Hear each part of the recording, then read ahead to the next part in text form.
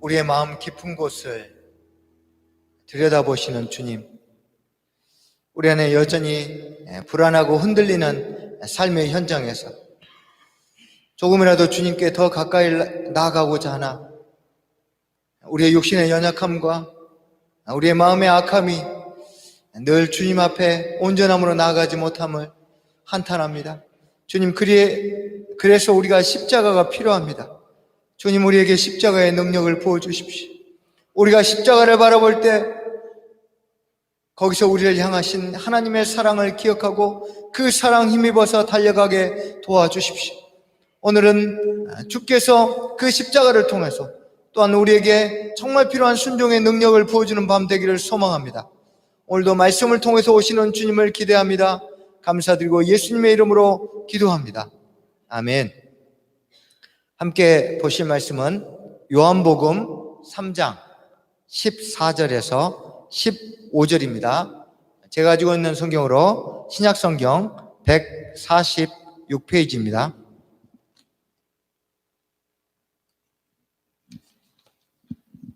요한복음 3장 14절과 15절 우리 한 목소리로 읽겠습니다. 모세가 광야에서 뱀을 든 것 같이 인자도 들려야 하리니 이는 그를 믿는 자마다 영생을 얻게 하려 하심이니라. 아멘. 유대인들에게 낮은 기도의 시간이고 밤은 율법을 토론하는 시간입니다. 니고데모는 오랫동안 고민하던 메시아에 대한, 구원자에 대한 문제를 들고 예수님을 찾아왔습니다. 니고데모는 예수님을 하나님으로부터 오신 선생이라고 아주 극찬하면서 나름 예수님을 인정하고 있습니다. 그런 니고데모의 고백 앞에 예수님은 거듭나지 않으면 하나님 나라를 볼 수 없다고, 반드시 사람은 물과 성령으로 거듭나야 한다고 얘기하셨습니다. 니고데모는 이해할 수가 없었기 때문에 어떻게 그런 일이 일어날 수 있냐고 되묻습니다. 그러자 예수님께서 이스라엘의 선생이라 불릴 정도로 율법에 정통한 니고데모에게 그가 가장 잘 알고 있는 이야기, 바로 민수기 21장에 나오는 모세가 광야에서 뱀을 든 사건을 예로 들어서 어떻게 하면 거듭날 수 있는지 그 방법을 설명하고 있습니다. 예수님께서 니고데모에게 예를 드셨던 모세가 광야에서 뱀을 든 사건은 민수기 21장에 등장하는데, 이 사건이 시작된 건 바로 불평에서 시작되었습니다. 그래서 길을 가고 있는 이스라엘 백성들에게 가나안으로 가기 위해서는 바로 위로 가는 짧은 루트의 길이 있었습니다. 그런데 에돔으로 멀리 돌아가라고 하나님이 말씀하자 백성들이 마음이 상했습니다. 그래서 마음이 상하자 불만이 터져 나왔죠. 하나님과 모세를 향해서 왜 애굽에서 나오게 해가지고 이 고생을 시키냐? 먹을 것도 없고 물도 없고 음식도 하찮다 하고 그동안 쌓였던 불평을 토로하기 시작합니다. 그러자 하나님께서 불뱀을 보내서 백성들을 물게 하셨습니다. 사실 이 한 번의 불평 때문이 아닙니다. 그 전에 이미 다베라에서 하나님을 원망했습니다. 또 가나안 정탐꾼들의 보고를 듣는 자리에서 역시 또 원망하고 불평했습니다. 그럼에도 불구하고 하나님께서 참으시고 인내하시는데 길을 좀 돌아가란 말에 그동안 쌓였던 불평을 다시 쏟아내자 불뱀을 보내신 겁니다. 백성들이 하나님과 모세에게 범죄했다고 곧 회개합니다. 그리고 요청합니다. 제발 뱀들을 자신들에게서 떠나가게 해달라고 간구합니다. 모세가 하나님께 기도하자 하나님께서 주신 해결책은 불뱀을 만들어 장대 위에 매달고 물린 자마다 그 뱀을 쳐다보라. 그것을 본 자는 살 것이다. 그리고 쳐다본 자는 다 살았습니다. 예수님은 왜 니고데모에게 이 이야기를 갑자기 하신 걸까요? 지금 니고데모의 머릿속에는 온통 사람의 생각으로 가득 차 있습니다. 사람의 방법으로 구원자가 어떻게 올지, 사람의 방법으로 하나님이 어떻게 역사하실지, 자신의 온갖 상상을 동원해서 사람의 생각으로 하나님의 역사를 기대하고 있었습니다. 그런 니고데모에게 하나님의 방법과 사람의 방법은 다르다는 것을 말씀하시려고 이 민수기 21장의 구약의 이야기를 가져오셨습니다. 니고데모는 물과 성령으로 거듭나야 하나님 나라를 볼 수 있다는 이 말씀을 들었지만 쉽게 이해하지 못했습니다. 왜냐하면 단 한 번도 생각해 본 적이 없기 때문입니다. 왜냐하면 구원자가 이런 방식으로 올 거라고는 생각하지 않았기 때문입니다. 예수님은 니고데모가 생각하는 사람의 방식을 버리라고 이야기한 겁니다. 여러분, 불뱀에 물렸습니다. 그러면 어떤 생각이 들까요? 빨리 이것을 치료할 약을 하나님이 내려주시거나 뭔가 다른 방법을, 그래서 나름 생각하고 고안해낸 것이 무엇입니까? 뱀이 제발 우리에게서 떠나가게 해주십시오. 이것이 바로 이 백성들의 생각이었습니다. 그러나 뱀이 떠나면 다시 물리지 않을 수는 있겠지만 물린 사람들은 살아날 방법이 없습니다. 백성들의 생각과 하나님의 생각이 다릅니다. 하나님은 나의 생각은 너희의 생각과 다르며 너희의 길은 나의 길과 다르다고 이사야를 통해서 말씀하셨습니다. 뱀에 물린 이스라엘 백성들이 생각하는 최선의 방법은 불뱀이 떠나가는 거였지만 하나님은 그 불뱀을 쳐다본 즉 모든 사람이 사는 방법을 가르쳐 주셨습니다. 이것은 전혀 이스라엘 백성들이 생각도 해본 적이 없는 방법이었습니다. 하나님의 구원 방법은 사람이 생각하는 구원 방법과 달랐던 것입니다. 여러분이라면 장대에 매달린 뱀을 보라고 하면 쳐다보셨겠습니까? 하나님이 이런 방법을 통해서 해결책을 주실 거라고 생각할 수 있었을까요? 아마 모세의 이 말을 듣고 저는 모든 사람이 다 쳐다봤을 거라고 생각하지 않습니다. 불뱀에 물리면 짧은 시간 안에 고통하다가 죽습니다. 지금 온 몸이 지금 죽어가고 있는데 장막문을 나와서 진영 한가운데에 있는 노뱀을 쳐다본다는 것, 이거 결코 쉽지 않습니다. 특별히 지금 불평과 원망을 쏟아냈던 사람들입니다. 이런 사람들에게 하나님께서 그 아픈 몸을 움직여서 고개를 들어 쳐다보라는 것, 사실 굉장히 간단한 방법입니다. 하지만 믿음이 없으면 절대 할 수 없는 일입니다. 하나님은 결국 이 방법을 통해서 다시 한번 너희가 나를 순종하는가 보겠다라고 이들의 실제적인 순종하는 믿음을 점검하신 것입니다. 지금 우리의 삶은 어떻습니까? 여러분, 우리의 삶에도 해결할 문제들이 참 많습니다. 내 힘으로 어찌할 수 없는 상황들이 계속되고 있습니다. 국가적으로 코로나 사태만 해도 우리가 어찌할 수 없잖아요. 예배를 같이 드리고 싶어도 너무 간절해도 우리가 어떻게 할 수 없는 이 상황 가운데서 또 우리 각 가정에서 우리가 자녀의 문제 또 우리 사업의 문제 중에 우리가 어찌할 수 없는 영역들이 참 많습니다. 그럴 때마다 주님은 니고데모에게 말씀하셨던 것처럼 우리에게도 동일하게 말씀하십니다. 네 방식을 버려라. 저에게도 말씀하셨습니다. 대성아, 네 방식으로 목회하는 거 버려라. 네 방식으로 사람을 대하는 거 버려라. 네 방식으로 행하는 것들을 내려놓고 내 방식을 받아들여라. 이것이 정말 어렵습니다.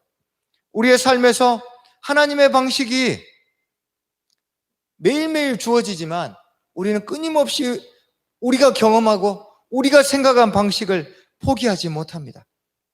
하지만 주님은 말씀하십니다. 사람이 생각하는 방식은 온전한 해결책이 아니라고. 예레미야는 우리에게 이야기합니다. 너희를 향한 나의 생각은 내가 아나니 재앙이 아니라 곧 평안이요 너희 장래에 소망을 주려 하는 생각이라. 우리를 향한 하나님의 생각은 절대 재앙이 아닙니다. 평안과 소망입니다.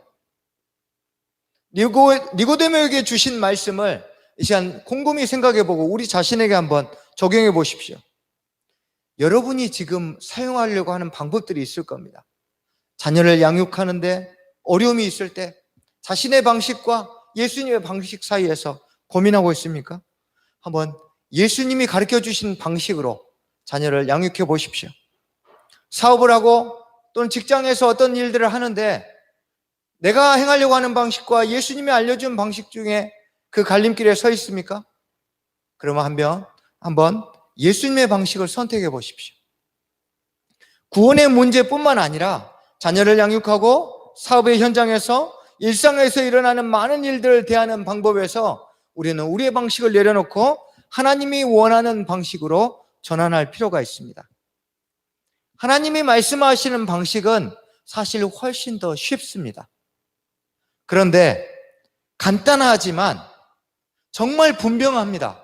그런데 쉽지 않습니다. 어떻게 하면 간단하면서도 쉽지 않은 이 방법을 우리가 선택해서 정말 하나님이 주신 방식대로 순종할 수 있을까요? 우리 한번 말씀 같이 한번 읽어보겠습니다. 요한복음 12장입니다. 제가 가지고 있는 성경은 신약성경 168페이지입니다. 요한복음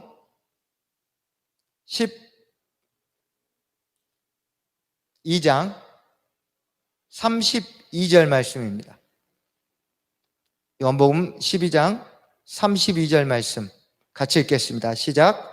내가 땅에서 들리면 모든 사람을 내게로 이끌겠노라 하시니. 지금 이 말씀은 바로 오늘 본문이었던 3장 14절에서 자신이 인자로 오신 그분이 십자가에 들려야 될 것에 대해서 말씀하시고, 왜 들리느냐? 바로 모든 사람을 믿음의 나라로 이끌기 위해서 본인이 십자가에 들리셔야 된다고 말씀하셨습니다. 근데 여러분, 예수님이 이 말씀을 하시기 전에 어떤 말씀을 하셨는지 우리 하나 더 좀 살펴보겠습니다. 27절입니다. 요한복음 12장 27절 말씀입니다.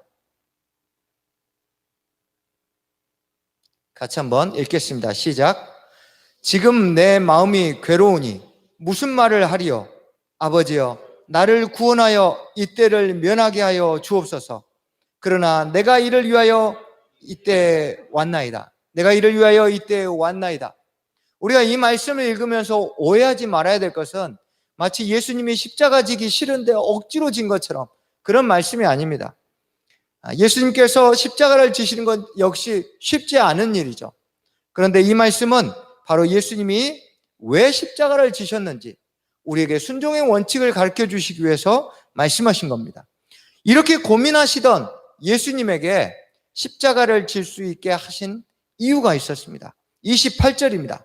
28절 전반부만 읽겠습니다. 시작. 아버지여, 아버지의 이름을 영광스럽게 하옵소서. 예수님은 순종이 버거울 때 이것을 기억하셨습니다. 내 순종이 하나님 아버지께 영광이 되는가, 그렇지 않는가?